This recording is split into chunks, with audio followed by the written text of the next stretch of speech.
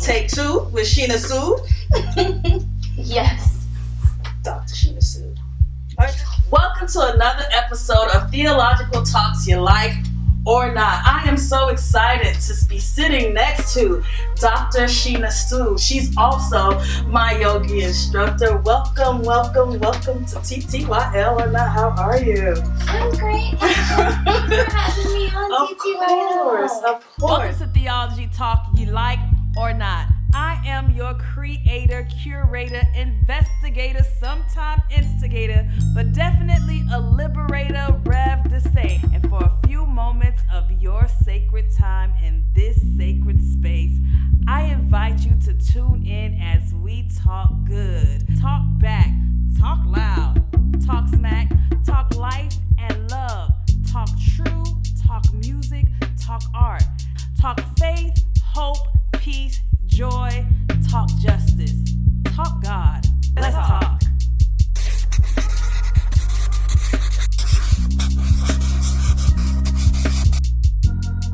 Tell the folks the work that you do in the community, and we'll get into the conversation. Great. Hello, everyone. As Dasha said, I'm Dr. Sheena Sood. I've been living in Philly for almost 10 years now. And Philly's been a city where I've been able to really grow in my spiritual practice, my political practice, and my scholarly work. And I like to think of the work that I do as at the intersections of spirituality and social justice, and using yoga as a tool to heal the people, but also give people tools to be able to heal themselves. So some of the work that I've been honored to be able to do in Philly is teach yoga to young folks, teach yoga to my friends and my sister groups, and be able to talk about how we can start to decolonize yoga as a practice. And really what I mean by that is really think about who's represented in yoga. Yes. And who has access to this really powerful practice, and decolonize also in the context of thinking about the ethics of yoga, and in what way, when we learn yoga in the West and even in the East and in South Asia, the element of the physical is what gets really stressed. Yes. And taught, while so much of the ethics is left behind, or when the ethics are taught, they're taught in this way that makes it seem as if Hinduism or India are the epitome of how yoga should be practiced, or the origins of this yoga practice, when in fact I feel like decolonizing means you have to go beyond religion, you have to go beyond nation state, and really talk about the indigenous cultures and communities that are often really oppressed in India and by Hindus, and talk about how those indigenous cultures, who are often lower caste, are the people who have given us this spiritual practice that helps us connect to ourselves, that connects us to other humanity. Yeah, I'm happy you mentioned decolonization in India, especially in Hinduism, right? Because when I think, or when we think of decolonization, oftentimes we automatically drop into the West, right? What's happening here, and for me, automatically, I'm thinking, okay, yes, what yoga looks like, which is highly been utilized or profited by white America, and the reclaiming of that. And so I say all that to say, share with the people as far as, just your connection to the practice and your own lineage and heritage, and how you've come to understand it for yourself. The first person I did learn yoga from is my grandmother. She didn't call it yoga when she was teaching it to me, but I was visiting her in India, and she spoke Punjabi and Hindi, and I spoke English. My parents were good assimilators, I like to say, bless them. But the way they chose to raise me in the States was to not necessarily teach me Punjabi and Hindi. And so when my grandmother pulled me into her space and said, I'm going to teach you these mantras, right, these affirmations, and you're going to learn them, you're going to learn how to pronounce them, and these are going to connect you to yourself. And there were probably some religious undertones, I'm not going to lie, in the way that she taught me these mantras, but I can remember like learning the pronunciation and working on the pronunciation with her, and how much more connected I felt to myself through practicing and chanting them, how much more I felt connected to her and to my lineage. And it wasn't until many years later that I thought to myself, wow, like that was a form of bhakti yoga, which is devotional yoga, and that's just as important a part of yoga as the physical practice, right? And I think that it is really important to think about how in the West, that's something that often really gets left behind, is the philosophy and the devotional aspects of yoga. And that does promote harm, right? Because when we turn yoga into a commercialized practice that is profit-driven, given the economic system that we all live under, then the aspects of yoga that do get promoted are the parts that are going to give us the yoga body, or the parts that are going to make us look good in yoga pants. And what gets left behind is the philosophy. And so there is room to really talk about cultural appropriation and the way in which the West and around the globe, yoga is being like kind of manufactured into this product that people just kind of like buy and claim enlightenment around. Like, you know, it's like you can't purchase enlightenment, right? Yeah. And that is harm in the sense that people claim to be yogis, but for some reason people don't really actually live in yogic ways. And I think that's really important to kind of call out, like, the West has, you know, in many ways stolen yoga and appropriated yoga from South Asian culture. I think there's like a layered way of thinking about appropriation, though, in the sense of we must critique how white supremacy and capitalism play a role in appropriating yoga, but we can't stop there. And so when I think about that, I like to think about my own connection to privilege as it relates to being a Hindu from India and being from an upper caste family, not a Brahmin family, but an upper caste family. And the caste system in India is still in practice today, right? Not legally, but definitely informally and institutionally. Right. And so historically, only Brahmins were allowed to practice yoga. Tell me, so you're using this term Brahmin, which I am unfamiliar with, and maybe a lot of people are unfamiliar, so tell us more about So the caste system, it's like a pyramid, right? And it says that at the top of the pyramid are the priests, the Brahmins. They're like the knowledge seekers, right? And they're associated, and there's even a way of like mapping the caste breakdown onto people's bodies. So Brahmins are associated with the head, knowledge, enlightenment, and they're the only ones who are allowed to speak Sanskrit, which is what these affirmations and chants are in. And lower caste people, if they were caught pronouncing these Sanskrit chants or mantras or practicing yoga, they would be deeply punished, violently punished, lead poured in their ears, their tongues cut off, right? Wow. And that's an important part of thinking about yoga really critically, because I think there's a way in which when we want to repair the harm done in the West, sometimes we'll say, oh, the solution is to credit Hinduism in India with yoga, and then we fail to necessarily like look critically at the ways in which even Hindus have used yoga in really weaponizing ways. And Brahmins have been a part of that. And a lot of those solutions around just crediting India and Hinduism with yoga are really surface level of where we actually need to go in thinking about how can we look at yoga more critically when it comes to thinking about who's getting credit, so that it's not just serving like a Hindu agenda or serving a Indian agenda. I think one way in which I like to think about yoga as a practice that bridges our interconnectivity to ourselves, a way in which we can like live that out loud, is in community practices where we can, as simply as being together and breathing together and acknowledging that when we are in this room, the breaths we take we're exchanging them. We're all part of the same air. We all are benefiting from the same air that's in this space, right? It can be as simple as recognizing that the breath that we're taking in is connecting us, right? Yeah. I think that is yoga as collective care. I think teaching yoga in prisons, given that prisons do exist, I'm not necessarily supporting,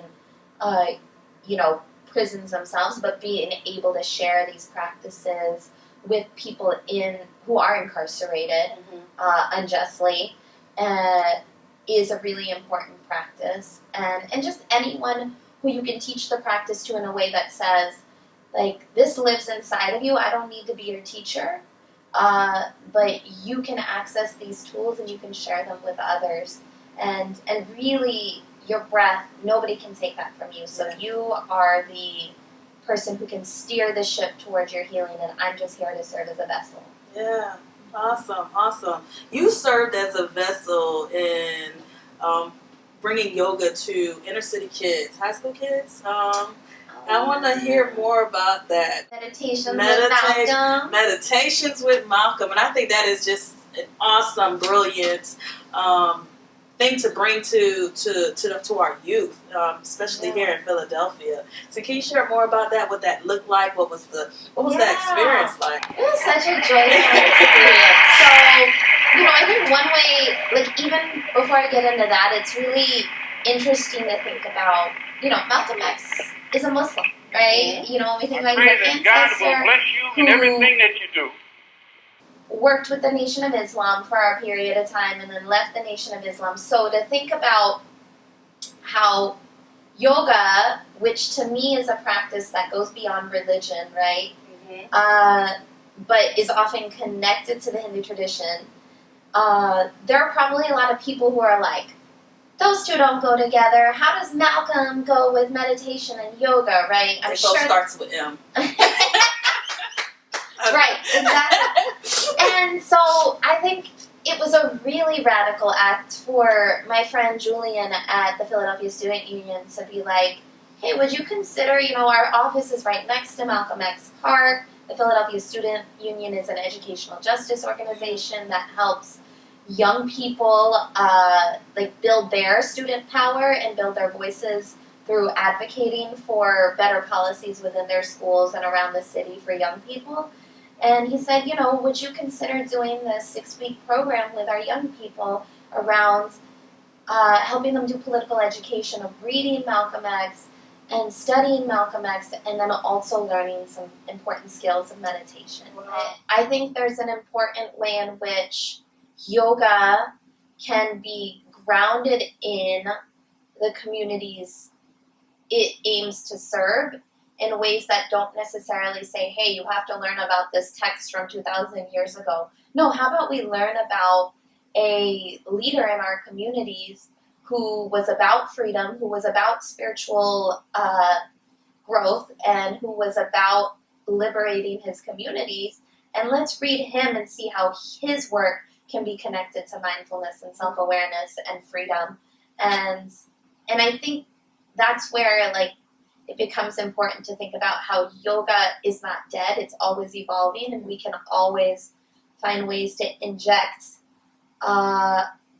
how we connect to yoga and the future of it through, thinking about the feminists, the Black feminists, the queer LGBTQ leaders in our communities who are practicing yoga in their own way and give people, especially young folks, ways of connecting to yoga in a way that's going to feed them. What are some key things people will want to look for based on just you being Dr. Sheena Sood? Did you say that people should look for when they want to do yoga ethically?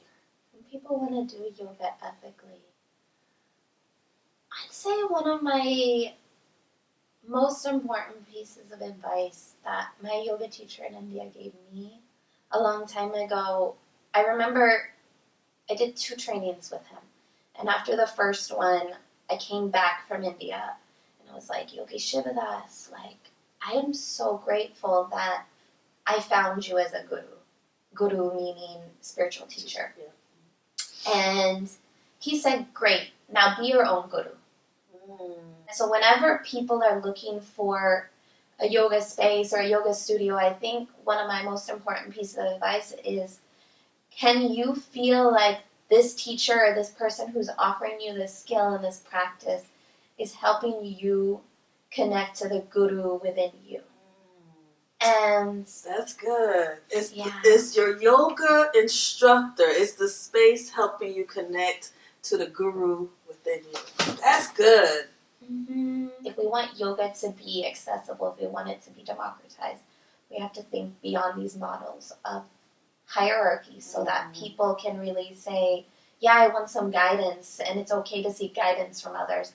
But at the end of the day, you don't want people to feel like their healing has to be connected to this other individual. Yeah, I think, and because I am Christian, I come from the Protestant faith, and I think a lot of times, even when we join churches, what we're doing sometimes is joining like this person, this pastor, this, and I like the idea of, okay, can this person help me connect to the divine or even the divine within? And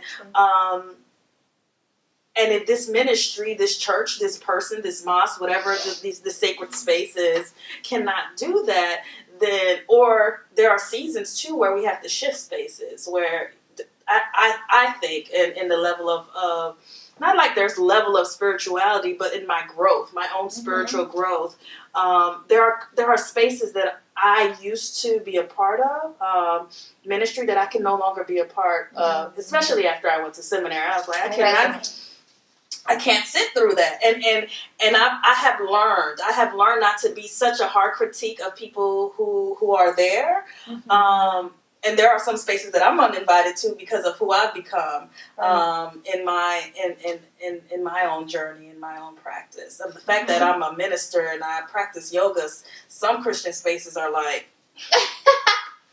you going straight to hell. I saw a fundraiser the other day for like somebody who wants to launch a Christian Jesus-centered yoga.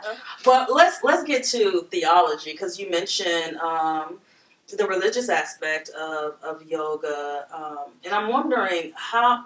Let's start with the definition. How do you define theology, and your work? How does that informs or not inform your own theology and practices? Yeah, I think that's a great question.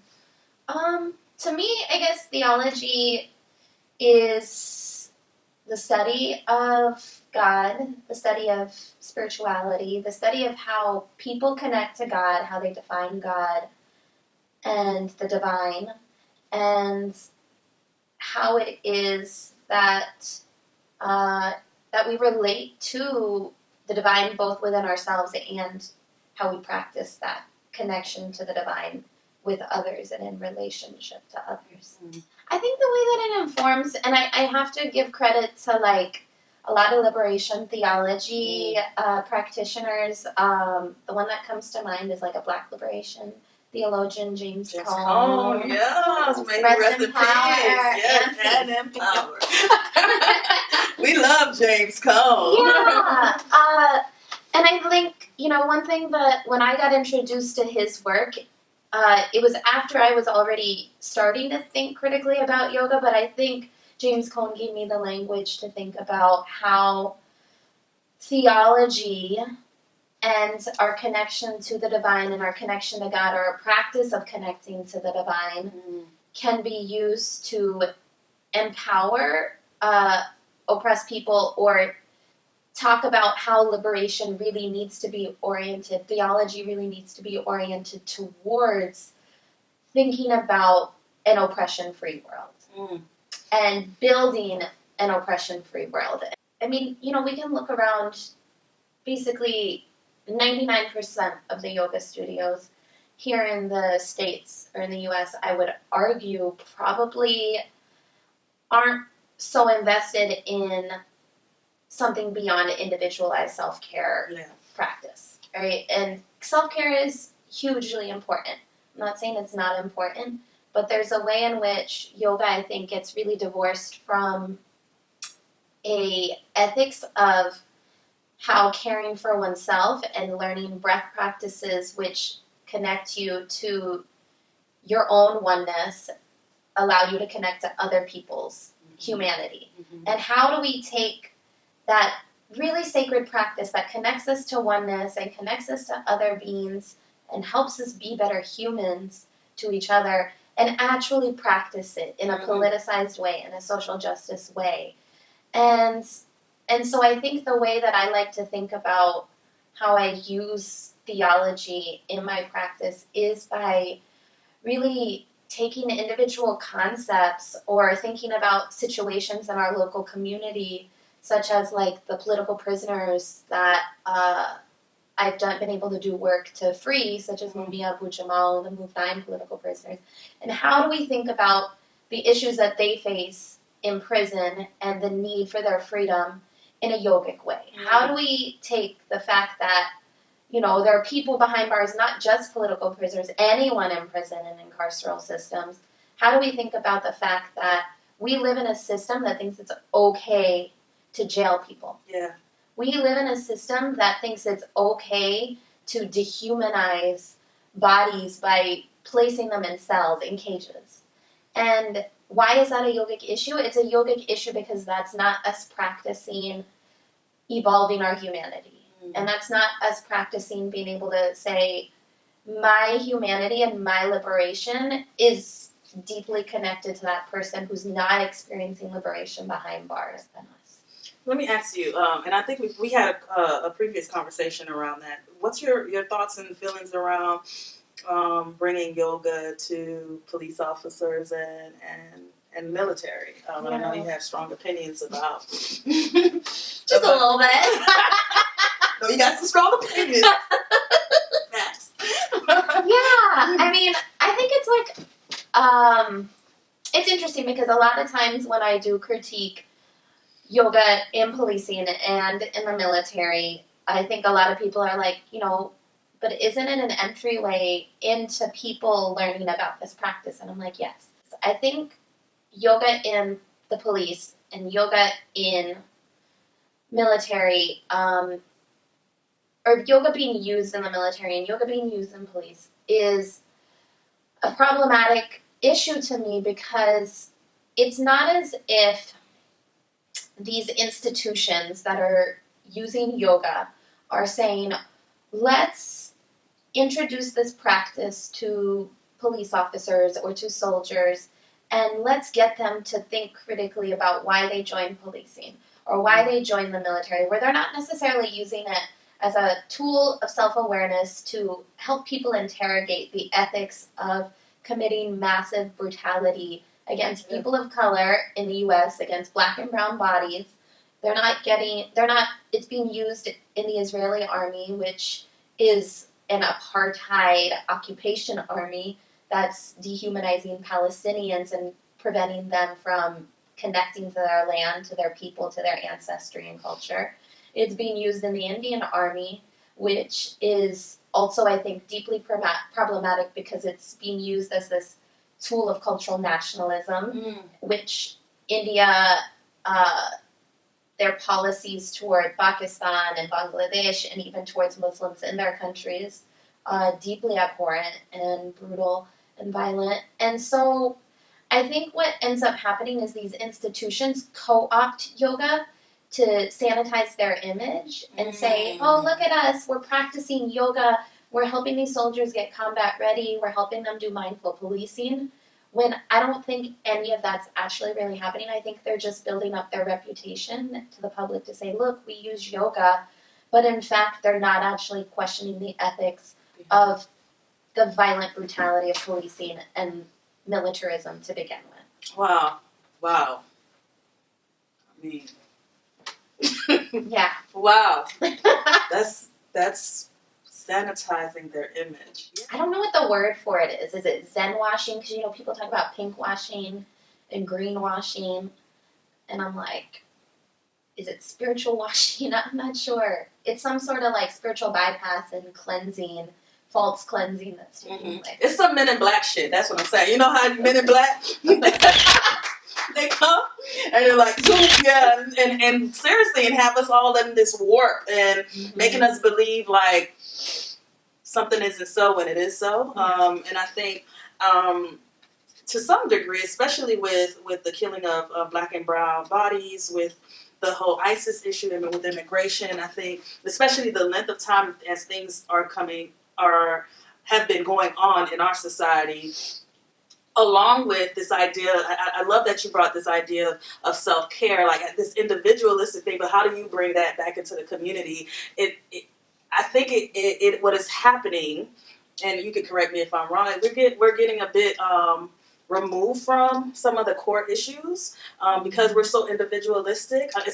at least in the West. And how do we bring ourselves back into community? And this is why I absolutely love I have my own home practice, but it feels nothing like when I'm in community with people practicing yoga with intention. Who would you say, theologian, I know you talked about James Cone earlier, aside from James Cone, that who influenced you, who leads you? It could be an ancestor, who is your guide in this life, if you have guides? What do you turn to? What are some ritual practice that grounds you? I think in this lifetime, definitely Yogi Shivadas. I don't necessarily think of him as like the leader, that brought me to yoga in any way, but he's somebody who I think gave me a connection to thinking about how yoga can continuously transform and evolve me towards my highest self. And so I like to think about him. He teaches in India. He has a school called Kailash Tribal School. And I think my ancestors definitely do. My grandmother who taught me mantras, Kailash also, Kailash Parvati Sood. And my grandmother who immigrated to New Jersey and whose ashes are in the Delaware River. Her name is Santosh Bhatia. And so those are a couple people.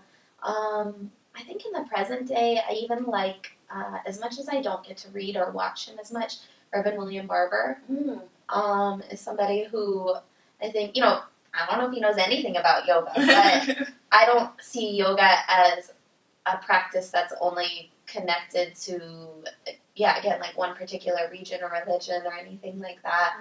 But if I can learn something from someone who talks about the divine and connect it to a principle of yoga or something that I learned through my yoga practice, then those are people. I have an altar at my space, and things that really ground me are times where I take a few moments to chant with my prayer beads, times when I can connect to a meditation. I've been able to participate in silent retreats through the Buddhist tradition and go to people of color only Buddhist sits for a week at a time, and those have been really profoundly transformative for me. And there are a lot of teachers within the Western Buddhism lineage, especially Black Buddhist teachers, who have given me a lot of ways to think about spirituality and my practice in decolonial and interconnected ways. Reverend Angel Kyoto Williams. Yeah. So those are just some.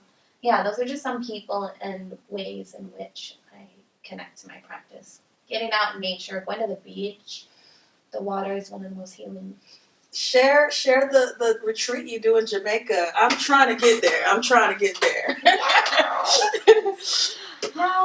So I have a close friend in Jamaica who moved back with her family about 4 or 5 years ago. So she was born and raised in Jamaica and then immigrated to the States. Her name is Empress Tandy Wise. And she and I have been connecting for 7 or so years before she moved back to Jamaica. And so soon we're planning a 5-day chakra healing retreat. She has a farm called Ancestral Wisdom Preserve. And so it'll be an opportunity to not only learn about the chakras and do some practice, but we have some excursions planned to her farm, to the waterfalls, Yeah. So it's like, the chakras. Lord, I'm praying, get me there. Sounds good. I love waterfalls. And she's in Treasure Beach, Jamaica, so it's like a non-touristy, Yes. up there, but like, should be really chill. Yeah. Mango season. Yes. So, if you're worried about what you'll eat, worry not. Worry not. Mangoes are tasty. My favorite fruit, mango. I'm Haitian, so I picked them out the tree. That's it. Breakfast, lunch, and dinner. Yes. Yeah, so we're going to do a 5-day chakra healing retreat. We'll learn about the chakras and then have an opportunity to think about our connection to the elements, right? So when you're at the farm and putting your hands in the earth, how does this connect us to our root chakra and think about balancing the chakra? When we're at the waterfalls, how do we think about water as one of the most healing elements and something that we ought to worship, that we do worship in yoga? How do we think about its connection to us in our sacral space and how we can operate like the flow of the river and heal ourselves like the flow of the river? And, all those ways. There'll be bonfires, there'll be lots of ways to connect to the land, connect to each other, and to think about activating that healing within ourselves. I'm excited. I'm there. I am there like swimwear. Well, we're going to get into pop culture, and we're going to do a little something different with Dr. Sheena Sood because, she's a brain. She gave me homework, y'all. She gave me homework. And so I'm excited. I'm excited to learn about just some of the leaders in India and in the Hindu culture. Sadhguru, which is one of my faves that I follow, and I follow him on YouTube. I get a lot of my meditation practice and just reframing and rethinking some of the ways that I've been taught to understand life, love, and relationship to each other and the divine. What's your thought on Sadhguru? So there are times where I really like and appreciate Sadhguru's videos, right? I've been able to see a few of them. I don't necessarily follow him on social media, but sometimes people will be like, oh, did you see this video? He's talking about spirituality and how we can control our anger through our breath, or, just different bits of knowledge that I think are pieces of knowledge that I really appreciate, right? Because everybody gets angry, right? Mm-hmm. And so when we take a moment to reflect on our breath, that's a really important piece of knowledge and important work that he's been able to do in, spreading yoga. There are some hesitations I have with a lot of Indian spiritual leaders in the ways that they kind of endorse or condone Hindu nationalism or India and its connection to yoga. And so Sadhguru has pretty close ties to Narendra Moldi, the Prime Minister. Sadhguru on International Yoga Day, which is June 21st, he was teaching yoga to the Indian Armed Forces and praising how grateful he was to be able to teach yoga in these militarized spaces. And so I think that what's unfortunate about some of these spiritual leaders is that they use the language of apolitical action, or they talk about how yoga knows no politics, or yoga is just about seeing everyone as one. But sometimes what those leaders do is they condone some of the other political leaders in India, in government and politics, and don't encourage people to think critically about their actions and how those actions are actually divisive and not a practice of yoga. Baba Ramdev. Baba Ramdev, people in the U.S. might not be super familiar with Baba Ramdev. I remember first learning about him from my grandmother. She would watch him on TV every morning when I would go visit. I think he's been a spiritual leader in India for at least 2 decades, maybe more. Is he like the Here's the orange. He's got a huge following, right? So I think he does I haven't been in India in 7 years, but he still, I think, does televising programs of yoga. People, when he's in their town, thousands of people will come to his yoga class in these big auditoriums. And he teaches breath practices and different, he'll be like, if you rub your nail like this, your hair will grow, like all kinds of things that people will, adhere to in India, right? People gonna go home, they right now rubbing their nails right now so that their hair will grow. And so Baba Ramdev has a huge following in India. He also has a business, Patanjali, which is throughout India you can find these stores that sell Ayurvedic products. Mm-hmm. India is it claims itself as a democratic government, but its policies are becoming increasingly discriminatory towards anyone who's not Hindu, especially Muslims. And Baba Ramdev, Sadhguru, and other spiritual leaders like Sri Sri Ravi Shankar, who founded the Art of Living Foundation, not to be confused with the CPAC player in school. But all of these spiritual leaders have a way of talking about yoga as for everyone and knowing no religion, but then supporting policies and programs by the Indian government that are very much about India as a Hindu country, or the only people who've contributed to the greatness of India being Hindus, which is deeply problematic. Yeah. Thank you, Dr. Sheena Sood. I think, if anything, especially for this segment, because we've shared a lot of people who are not part of the West, I think, if anything, I would hope that our audience would do some more research around these spiritual leaders, around the practice of yoga, and just around how if you are a practitioner, or if you are a student of the practice, how can you be more intentional, and entering into sacred space, and enter into community, and how you show up, in the world, and promote this practice in a way that is ethical and just. Liberatory yoga.